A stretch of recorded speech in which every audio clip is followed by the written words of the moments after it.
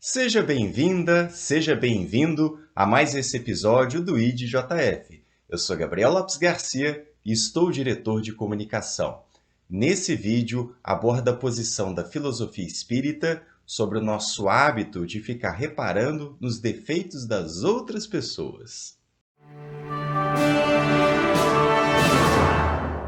Na medida em que nós nos relacionamos com as outras pessoas, é natural que a gente vá percebendo as características principais de personalidade e de comportamento.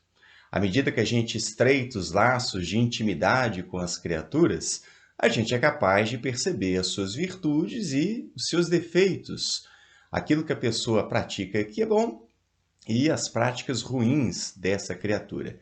É inevitável que isso aconteça.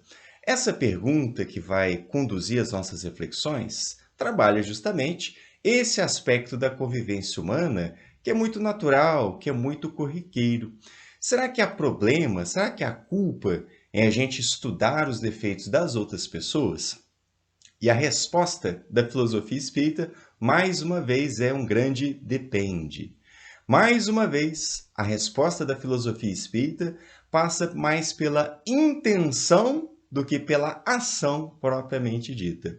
Qual é a nossa intenção a estudar os defeitos das outras pessoas? Se for apenas para criticar, falar mal e divulgar, então sim, isso é problemático, porque é faltar com a caridade.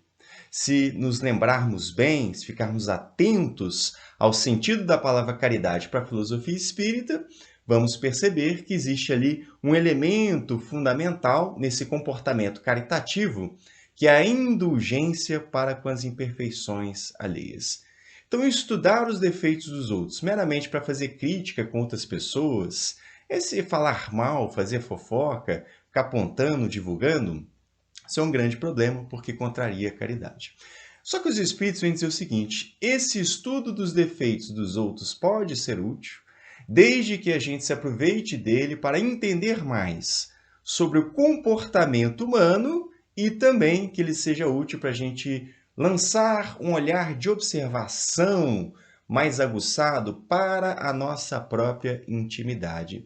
Será que aquilo que eu estou identificando no outro também existe no meu próprio comportamento? Será que o defeito que eu identifico na outra pessoa também existe dentro de mim? Nesse sentido, pode ser útil.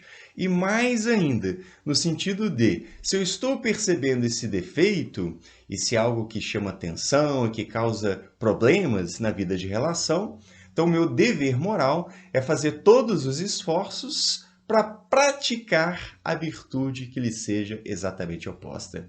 Se eu percebo no outro uma avareza, ou usando mineirês, que o indivíduo é pão duro, então tem que fazer os esforços para ser um indivíduo generoso, desprendido e por aí vai. Se eu percebo no outro uma alta dose de orgulho, eu tenho que fazer o esforço então para ser humilde.